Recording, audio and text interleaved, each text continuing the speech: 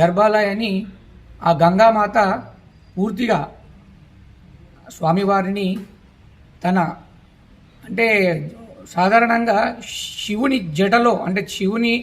జట లోపల గంగను బంధిస్తాడు.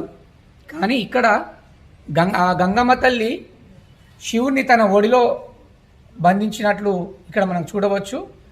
ప్రస్తుతం చూస్తున్నాం కదా, ఈ గర్భాలయం మొత్తం కూడా నీటితో పూర్తిగా నిండిపోయింది. ఇక్కడ చూడొచ్చు, ఈ యొక్క దేవాలయం అనేది పూర్తిగా నది గర్భంలో, పవిత్రమైన మూసీ నది గర్భంలో ఉంటుంది. మనం పక్కన చూడొచ్చు విజువల్. ఇక్కడ ఆ మూసీ నది ప్రవహిస్తూ ఉంది. ఈ మూసీ నది లోపలనే ఉంటుంది ఈ దేవాలయం.